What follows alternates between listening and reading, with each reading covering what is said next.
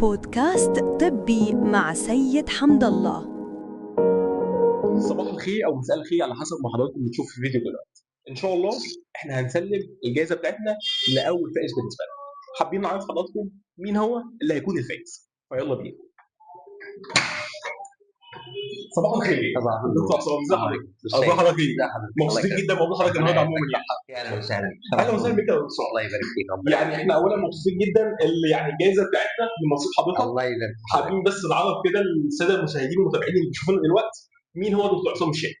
انا عصام الشامي، دكتوراه صحه نفسيه ومستشار اسري. حضرتك طبعا اول فائز بالنسبه لنا في جائزتنا مع دكتور ده بجد احنا سعداء جدا جدا، خصوصا بجد اللي حضرتك طبعا كنت الفائز الاول بالنسبه لنا، ودي يعني جائزه بسيطه جدا جدا عموما يعني. حابين بس نتاكد ان الحمد لله ان الجائزه دي مقدمه من صيدليه الاندلس، وصيدليه الاندلس اسم له تاريخ لصاحبها دكتور جمال عبد الفتاح حسن والدكتور محمد جمال. صيدليه الاندلس ليها فرعين في كفر الشيخ، الفرع الاول بجوار المستشفى العام، والفرع الثاني امام مستشفى الزهراء. واي نواقص هتلاقيها موجوده في صيدليه الاندلس. ومعمل الاطباء امام بوابه زياره المستشفى العام شارع معهد الكلى، واللي عاملين مفاجاه قويه جدا، عاملين خصومات واصله ل 50% على جميع الباقات و20% على اي تحليل.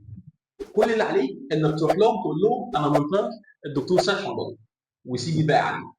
هسيب لكم كل التفاصيل دي في اول كومنت. ده كان لقاءنا مع دكتور عصام اول فائز بالنسبه لك. فلو انت عايز تكسب معانا الموضوع بسيط جدا وسهل، انك تعمل فولو للبيج وتتوقع اسم الدكتور في اول كومنت. اشوفكم على خير.